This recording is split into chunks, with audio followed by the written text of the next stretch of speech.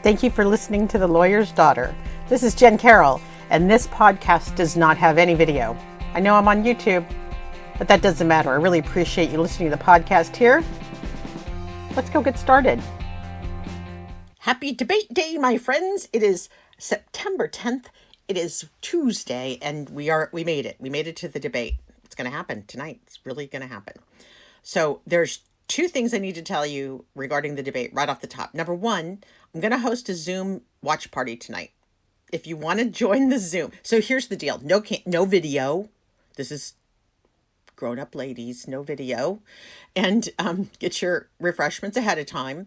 And essentially it's just an audio channel where we can all just talk about what's happening while it's happening if you want. And you can mute us or you could delete or whatever. But if you want to do it, if you want to participate in the Zoom, we used to do this during the murder trial. It was kind of fun.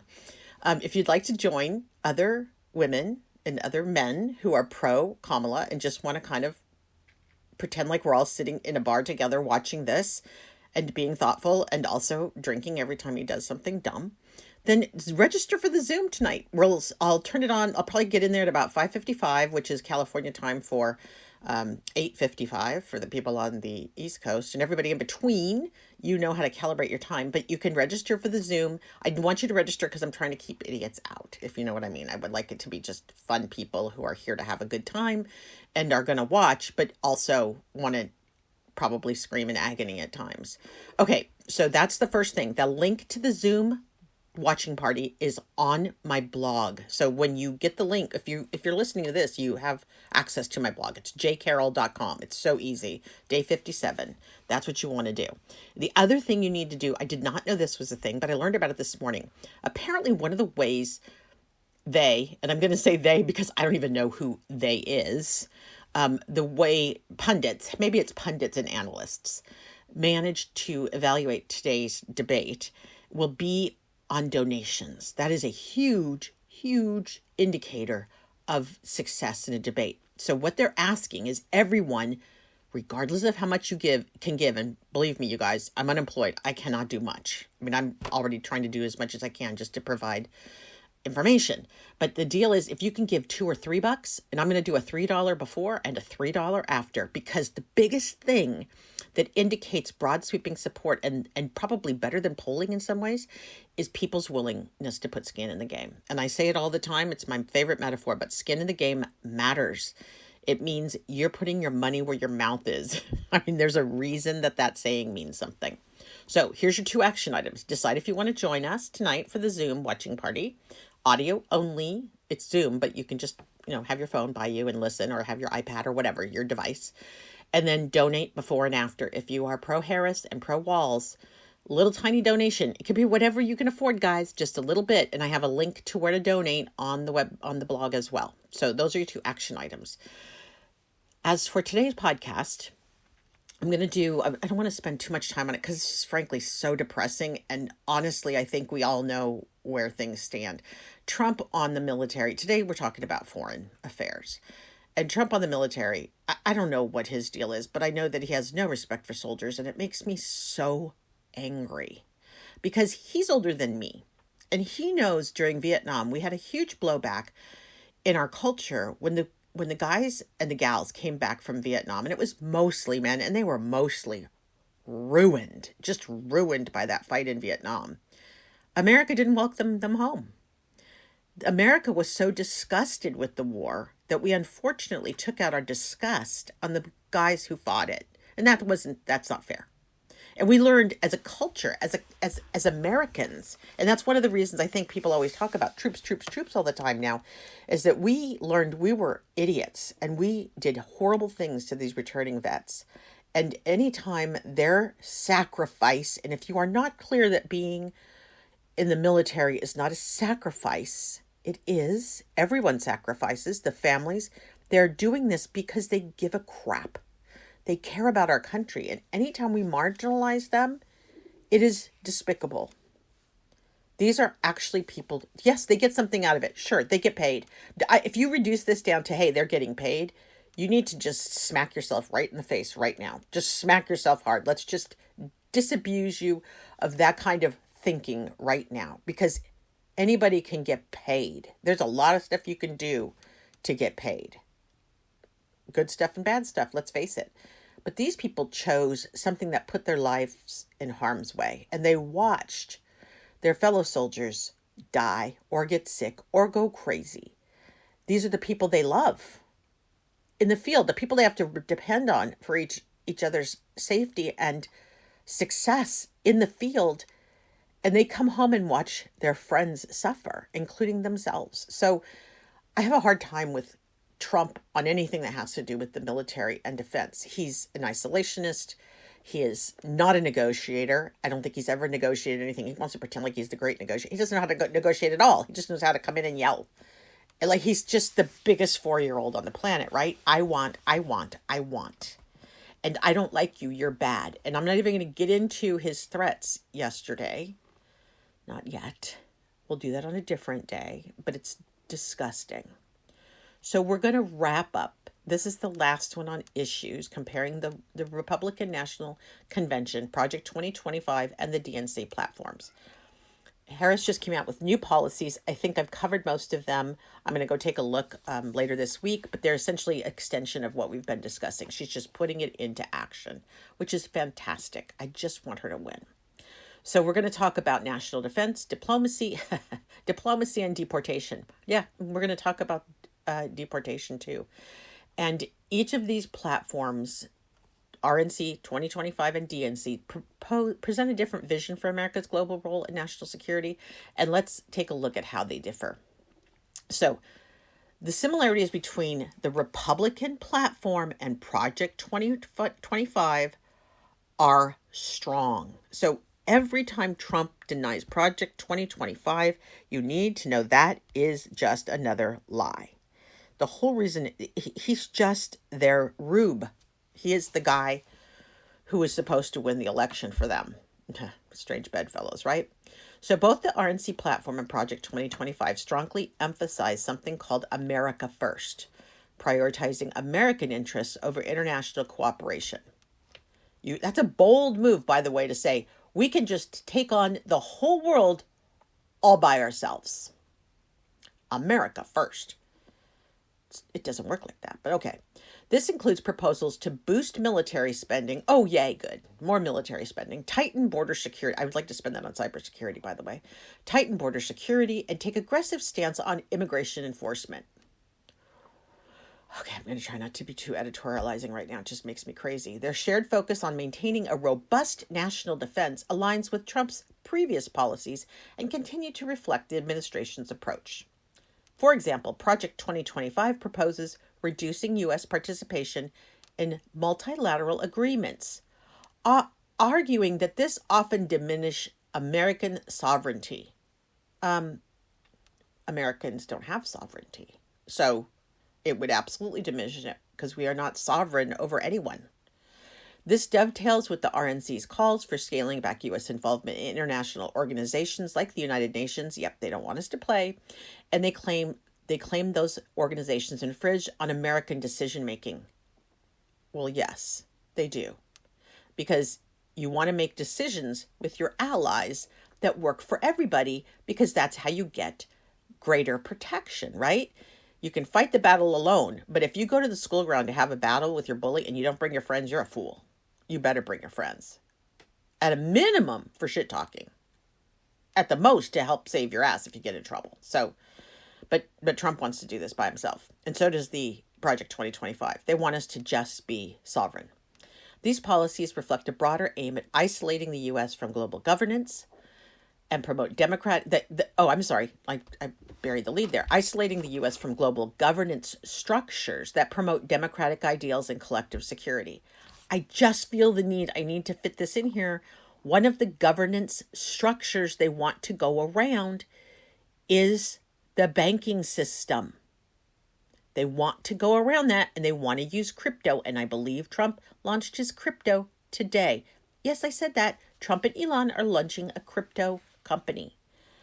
And I'm going to tell you, we're going to need to get into crypto, and I'm sorry because I don't want to do it either, but we really need to understand how crypto is a destabilizer. It's an international destabilizer, and it allows every authoritarian oligarch, every bad guy who has money can hide it in crypto. They can go around the banks. They can't be sanctioned. Their money can't be attacked or confiscated because it's all in crypto. You can't find me if I can hide it in the computers, right? It's very dystopian. So that's one of the things Project 2025 wants to do. And Trump, too, is they want to get off the auditable grid. That's really what it is. They want to get out of auditable banking, where you can do an audit and tell where the money went. They don't want any part of that.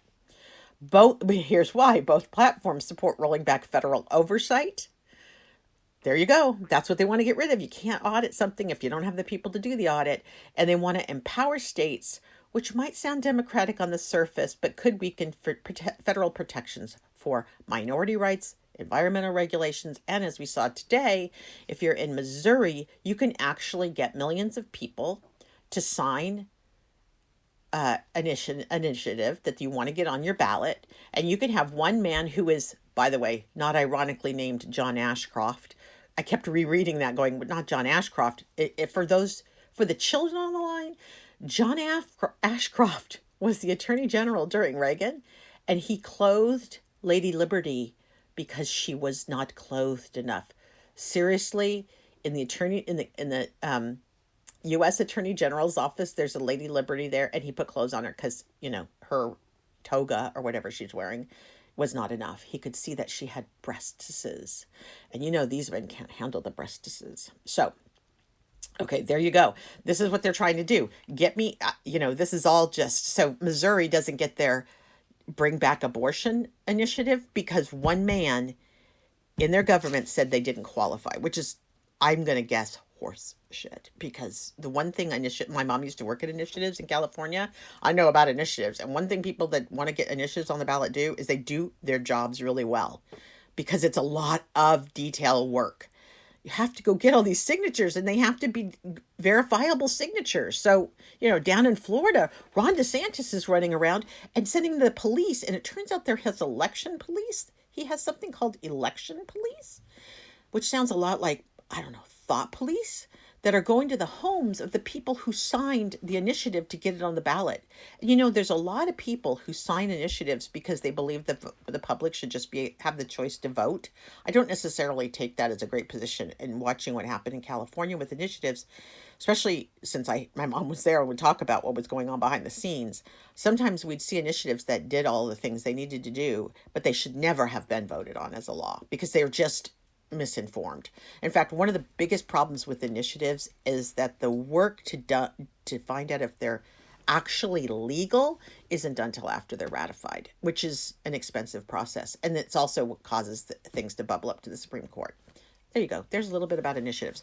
Let's go. Sorry, I just totally took you down the path you didn't expect to go down. I apologize for that. Anyway, that's what RNC and Project 2025 has in common. But let's talk about the differences between Harris and Trump. They have two vastly different views on border security, diplomacy, and defense. Harris is focused on multilateralism. That means on many fronts, right? She wants to manage this on many fronts. She believes in immigration reform. I don't know if you remember this, but America was founded on immigration. That was kind of how we got here.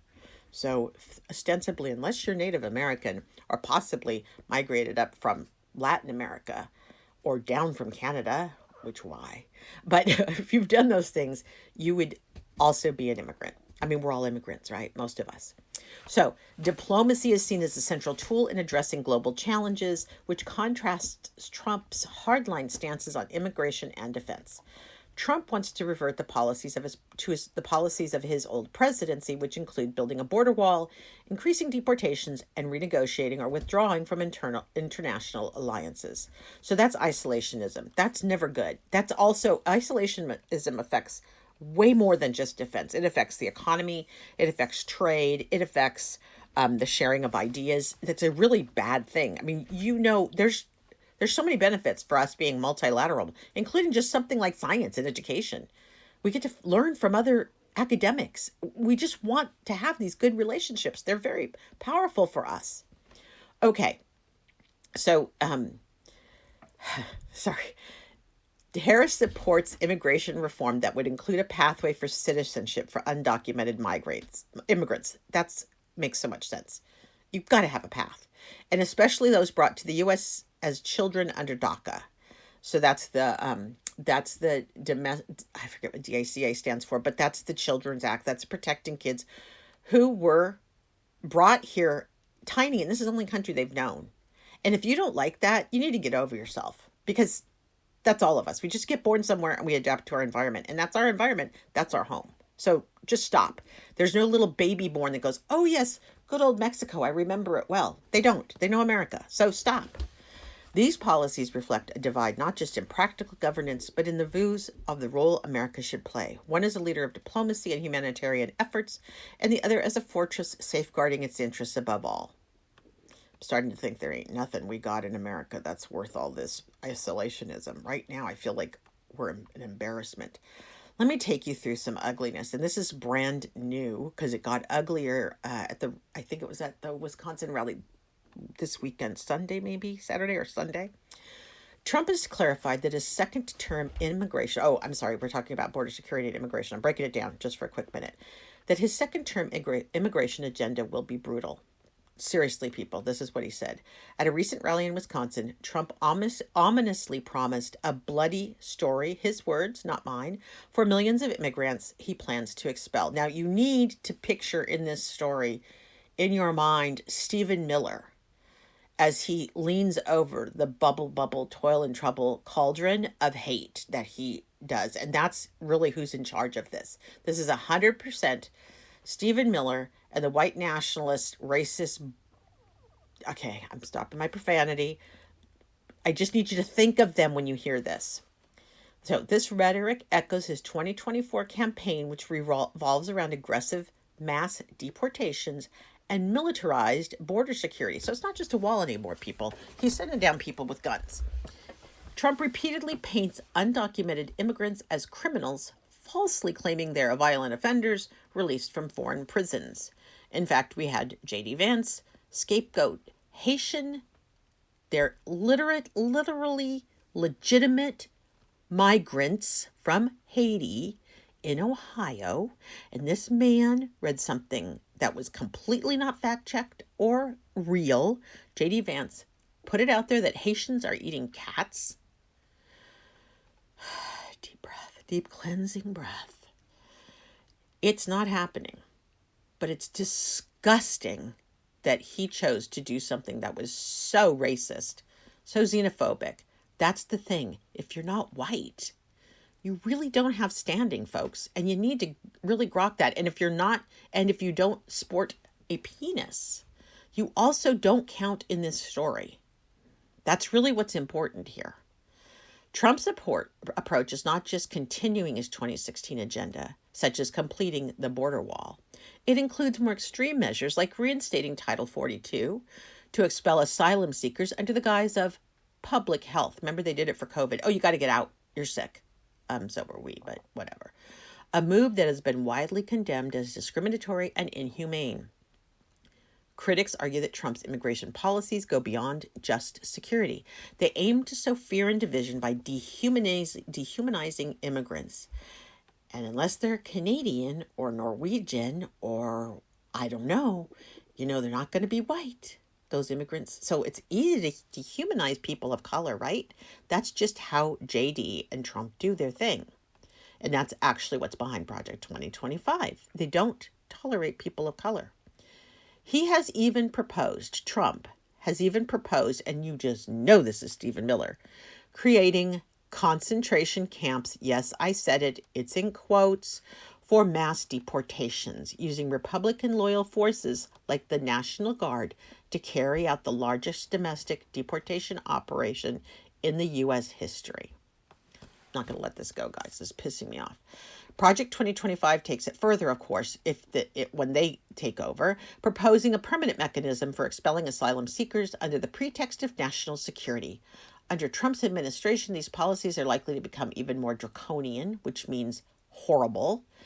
And draconian really means it is cruelty is the point, is what you want to think. When you hear the word draconian, you're thinking cruelty is a point.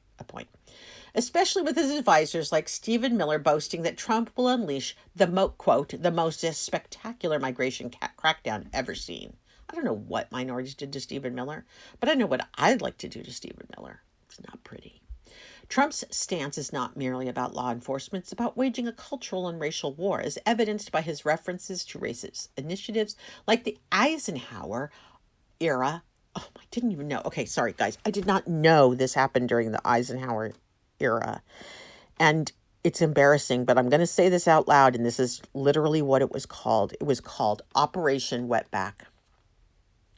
In June of 1954, the short-lived operation used military-style tactics to remove Mexican immigrants, some of them American citizens, from the United States. And Trump's referring to this thing, this god-awful, and the name of it, okay.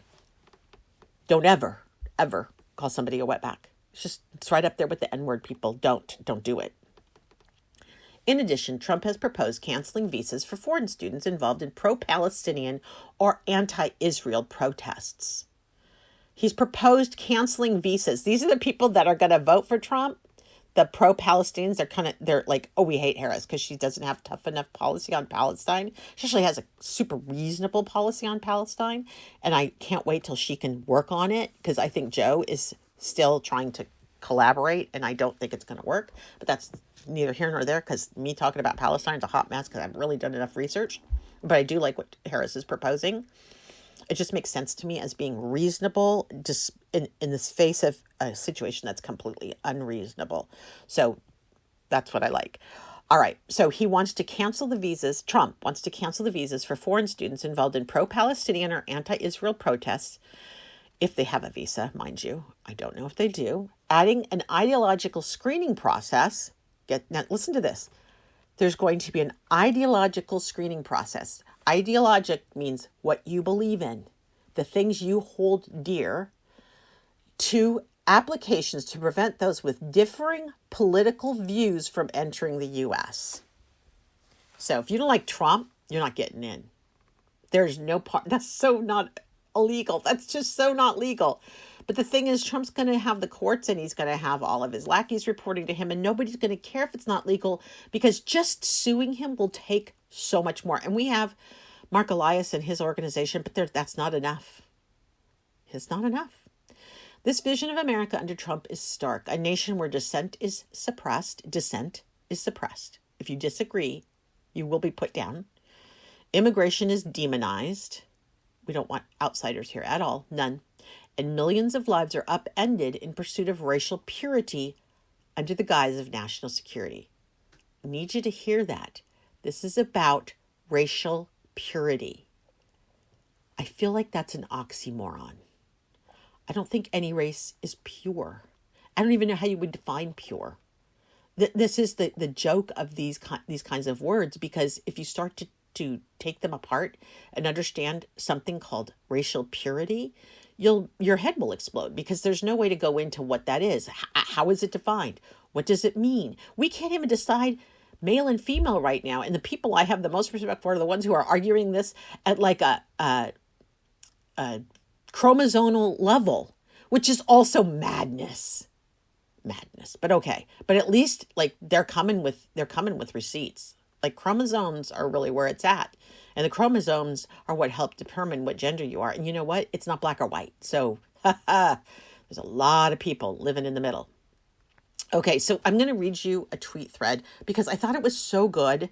And it's from Reed Galen, who hosts a podcast, and he's great. But here's what he says. He says, you know what? I read about this bloody mass deportation thing, and I just would like, and he's basically asking the media to ask a few questions about it. And of course, they don't right now. We're in some kind of weird, if you haven't heard Lawrence call out the New York Times last night, oh my God, he did it such a good job, because the New York Times just made up a story about what Donald Trump said, and it's not what Donald Trump said at all. But the New York Times is sitting here carrying his water for him. So we've got some problems with the fourth estate as well. Here's what Reed asks.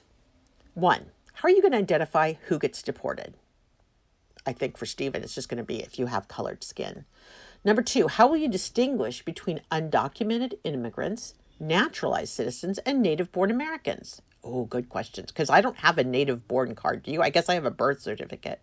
But it's still, if you ask me to produce my birth certificate, especially if it was like a car stop, I could never do that. I guess you're just going to have to turn into a world where we all carry our papers with us. Is that what we want? Who will carry out this deportation program? What will the rules of engagement be? Yeah, how does violence go? If they won't cooperate, do we just kill them on the spot? I think that's what he means when he says bloody. Reed asks, will you deputize state and local law enforcement to assist? And what if the governor refuses to cooperate? So now you have a governor, and I can tell you Gavin Newsom will be like, hey, Trump, take your whole shit show and get lost. But Trump's going to have the power of the federal government. So this could be a real problem between states and the feds. And this would be the states that actually generate revenue, not the states down in the South that just leech off of what the blue states contribute to the GDP. Yeah. So it would be interesting to see the blue states take on this guy. All right. Once you're identified, how do you take them into custody? And what happens if they refuse to go peacefully? Reed says, what happens to their property? This one's a big one because I always wonder this on arrests too. God, it drives me crazy on TV shows when they arrest someone and then they just walk the person out of the apartment and they don't even close the door. And I'm like, but that's all their stuff. You don't even know if you arrested the right person. They still have all their rights and you just left all their goods vulnerable. So there must be, in real life, that's TV. I get it. But honestly, what does happen to their stuff? They have their homes, their cars, their personal items. What do they do post-detention? And what do they do?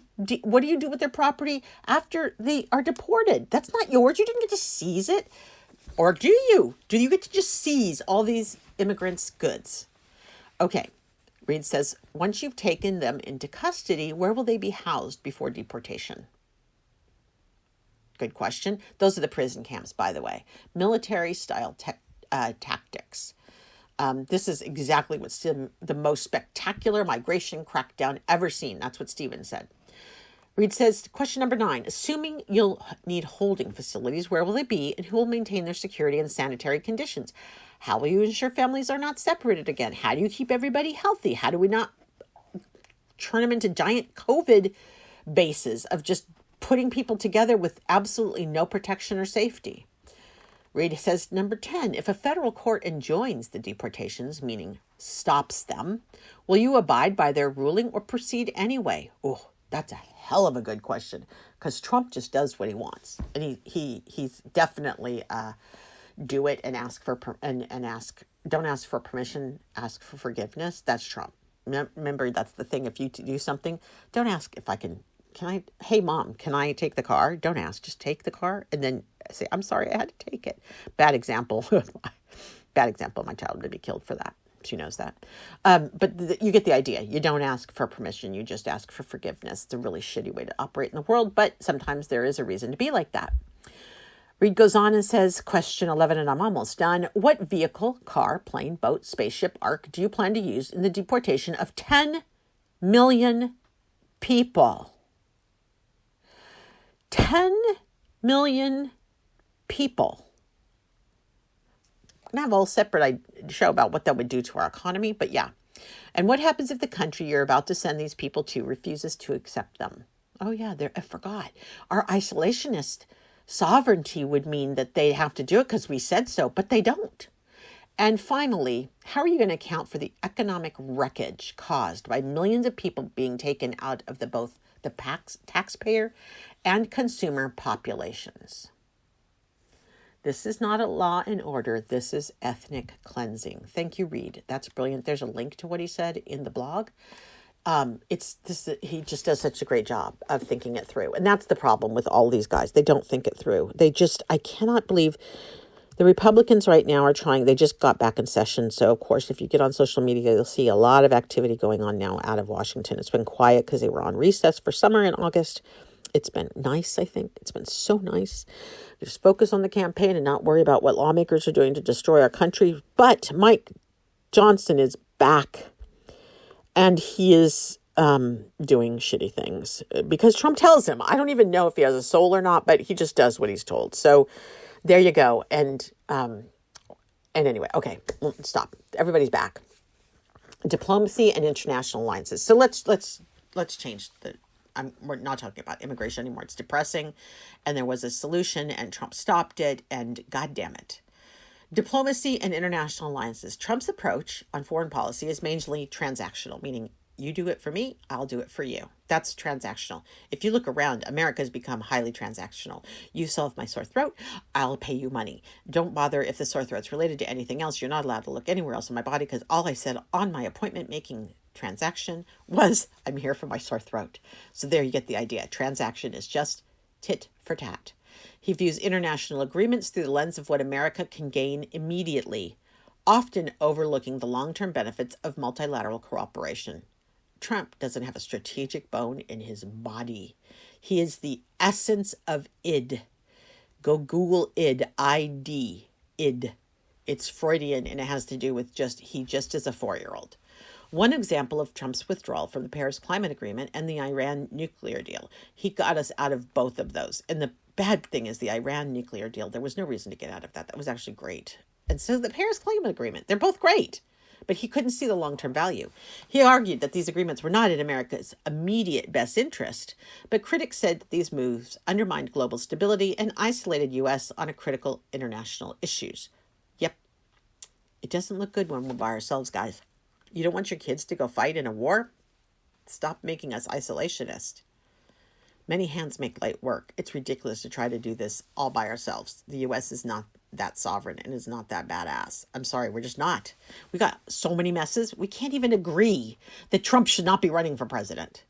We cannot get the GOP to agree that this man is dangerous. The problem is they're not going to agree because what they're really trying to do is get JD in power. But that's a different story for a different day. Moreover, Trump frequently asked NATO, claiming that other member countries were not contributing their fair share to the collective defense. Yeah, he has this big thing about pay your way, which is ironic since he's never paid his way. He uses all his donor money for his lawsuits and he uses everybody's money for everything he does. But for some reason, he doesn't see us playing in NATO as being good. They're not contributing their fair share. And boy, you know Trump is going to be the master of fair. I'm sure he sits and talks about things that are fair all the time. Probably the top of his thing. I know he does talk about what's unfair. His big crybaby. So the stance of this isolation approach is echoed in Project 2025, which calls for U.S. reducing involvement in these institutions and argues alliances limit U.S. autonomy and bog down the country in unnecessary commitments. The bother of taking care of our friends. Harris's approach is quite different. She consistently advocates for international cooperation and multilateralism. Who wouldn't want to go see Trudeau and stare at him with big eyes? Anyway, she supports that was really about me. I'm back now. She supports the Paris Climate Agreement and views global partnerships as essential in addressing climate change. Terrorism, remember that? We've been we've been dealing with so much of our domestic terrorism, we've kind of forgotten, but they just stopped a huge terrorist attack. That guy coming in who was going to blow up Jews on October 7th. Yeah. There's terrorism still happening, guys, and pandemics. So she wants these partnerships to help her with these things. Climate change, terrorism, pandemics. You know why? Because they don't see boundaries. They don't see borders. Climate change, terrorism, and pandemics could care less about borders. If you're thinking that we can just do everything ourselves within our own border, you don't understand how many things could give a shit about borders. It's not just people. Borders right now in this day and age don't exist in many cases. So she sees the value in that, and her approach emphasizes the importance of working with allies to maintain global security, which is most evident in her strong support of NATO. And let me just give you an example. This Russian crap that came from Telegraph, I remembered this time, the social media network that I never have to say out loud except for this story. If you think about that, France nailed those suckers, and they shared that intelligence with us. We wouldn't have found it on our own, either because of corruption. I mean, it's not like the GOP was telling us that they were working with Putin. So that wasn't going to come out through the front door. Thank God for our allies. Thank God for our allies, because they told us there's a problem. All right. Defense and military strategy. We're almost done here, I swear to God. It just makes me so mad. Trump's approach is to significantly increase military spending, which aligns with the RNC and Project 2025's goal of maintaining U.S. military dominance. You'd have to be dominant if you're going to be an isolationist. You'd have to. You'd have to increase military spending significantly, if you think about it, if you're not going to let anybody else help you defend democracy. Trump signed a this is for real, guys, $738 billion defense bill focused on modernizing the military and expanding its capabilities, particularly in cyber warfare and high-tech weaponry. The robot war. It's going to come. I will defer that to the people who play video games because I don't really know how that would work, but I know it could work. However, Trump's decision to reduce U.S. involvement in international conflicts, such as withdrawing troops from Syria, was controversial. Trump saw this as fulfilling his promise to bring troops home. I call them soldiers. Unless it's the collective, then it is the troops. Yeah. But to bring soldiers home, critics argued that it left U.S. allies in the region vulnerable, mainly the Kurds, who were left to fend for themselves against Turkish forces after the U.S. withdrawal. Yeah, see, you're not supposed to just turn on your friends. You're supposed to have a plan. Harris advocates a more balanced approach to military spending, prioritizing emerging cybersecurity and climate change threats. There you go. It's got to be around cyber, guys. I know Trump had that in that, but he didn't really talk about it. He said cyber warfare. We're not talking about cyber warfare. We're talking about security. We need to protect the things that can be infiltrated through cyber. So that's everything, I'm sorry to say. And then, of course, climate change threats. She supports a strong national defense, she's called for smarter military investments. Thank God. Just let a woman get to our Defense Department.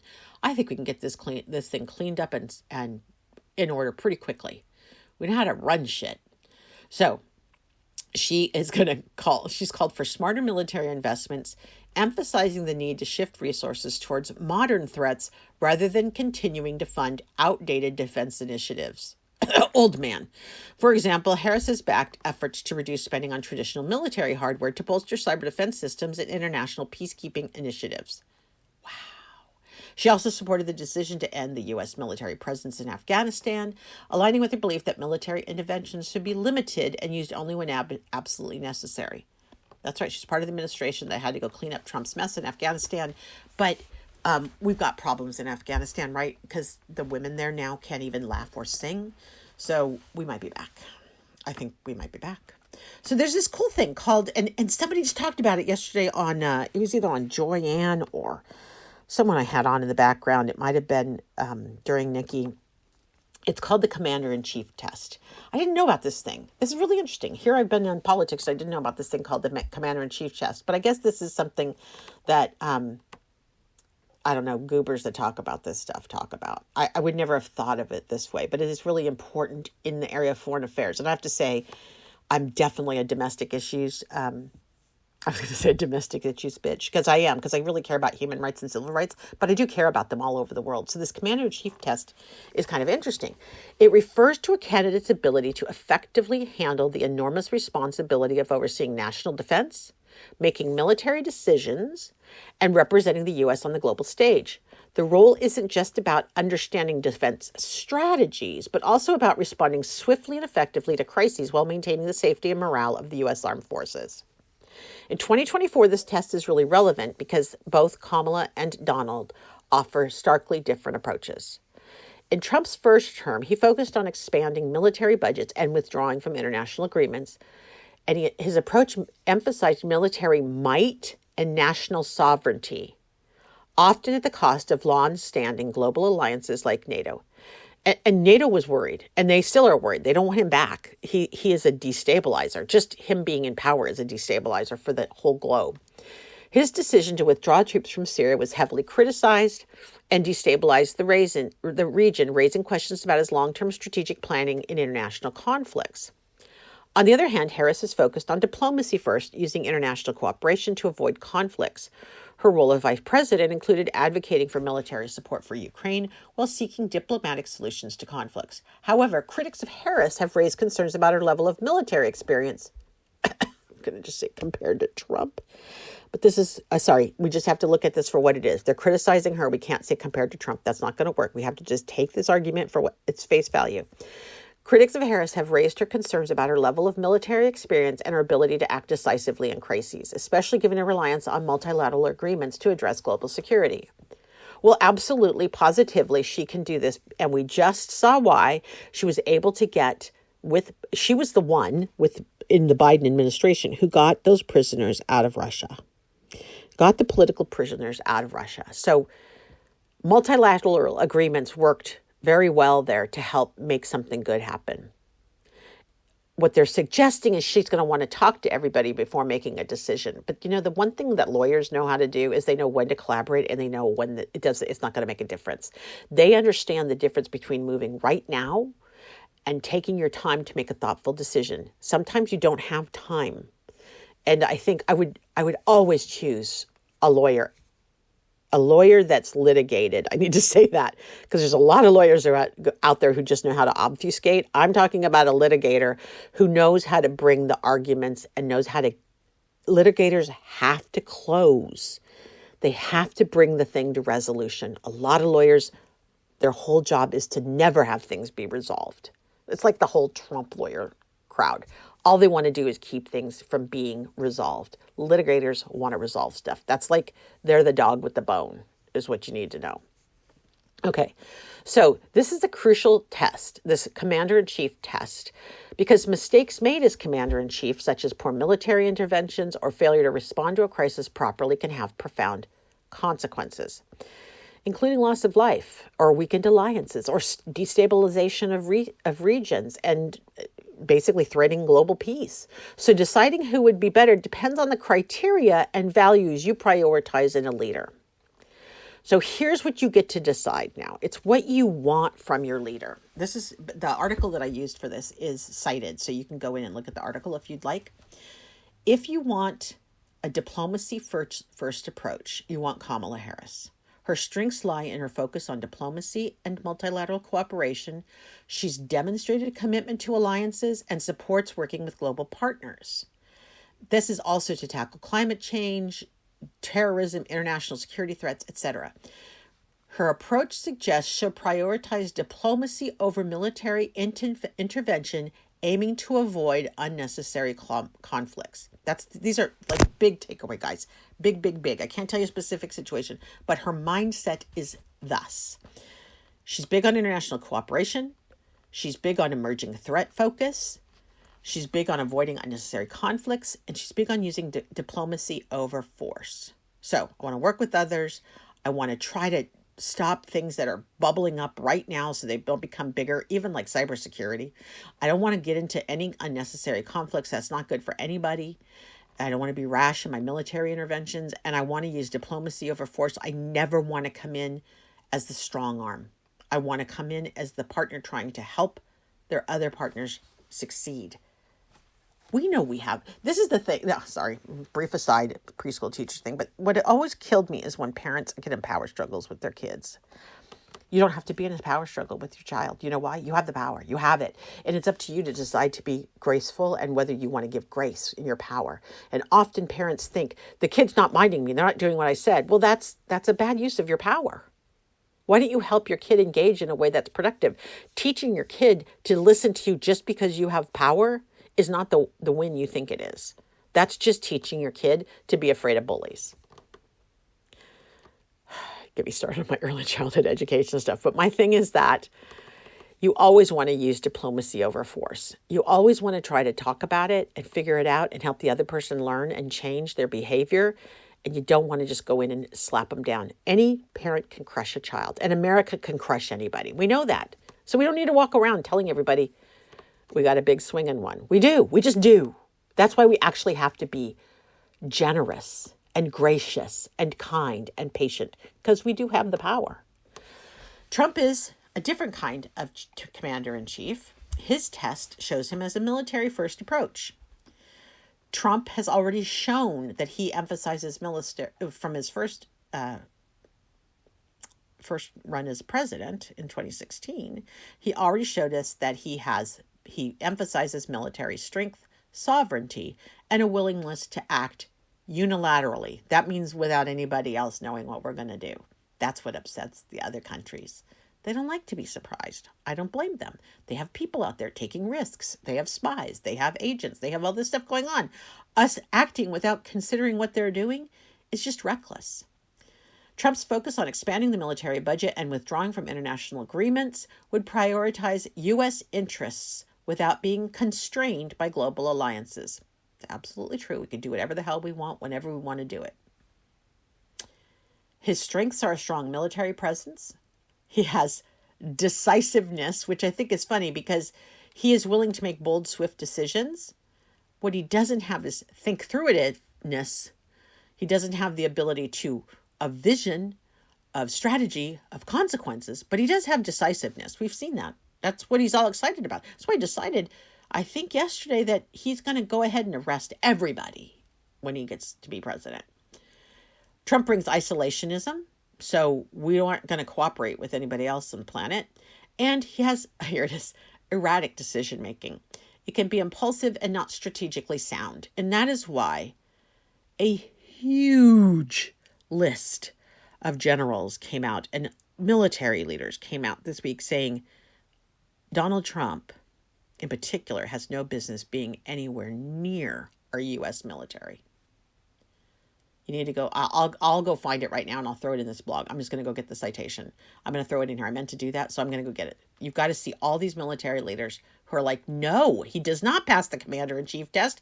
I'm not sure he'd pick birthday party piñata hitter guy. He might not even be that good. This guy is a mess. So if you prioritized, sorry, I got my Jen's voice is going up. That's Katie would run if she heard that voice going up. It means I'm getting wound up. If you prioritize diplomacy, international cooperation, and a modern approach to defense, Kamala Harris is your commander-in-chief. If you are pro-military, pro-making unilateral decisions, I don't care what anybody else thinks, we're just doing it our way, and damned everyone, they can just suck it. That's what it is. It's the suck it approach to being a world leader. Then Donald Trump's the guy for you. It doesn't matter. We might not have alliances, and we might be destabilized. And sure, terrorism might increase because nobody's going to share their good, juicy dirt with us. But okay. So here's what we have. We have the table. If you want to come in and look at some of these things, I've got it, RNC, Project 2025, and then DNC, so you can compare on border immigration, alliances, diplomacy, trade, defense, and military spending. It's all in the table. I'm going to go back up to the top because you know what? The 2 jobs you have to do today. If you're still listening, first of all, I love you. Thank you. Number 2, I've had some people say some amazing things about the podcast on Twitter, and you just make me, I love you. I got no traffic from Threads, no traffic from Facebook, but I still have the hardcore Harris supporters and people who want to learn more come into the podcast. So remember, 2 things. If you want to participate in the Zoom tonight, come on in. Just register so I know you're not trouble.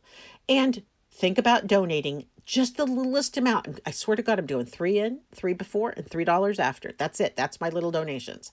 So, and I've got the link for where those donations go. DNC is where I'd recommend because they're the ones going to be doing the big count tonight and publishing how much money came in after the debate tonight. Thank you for listening. Let's do this. Hopefully you'll join me tonight. Look forward to hearing from you. Bye, everybody. Thank you for listening to today's podcast. Make sure you subscribe and rate, and I'll be back with another episode really soon.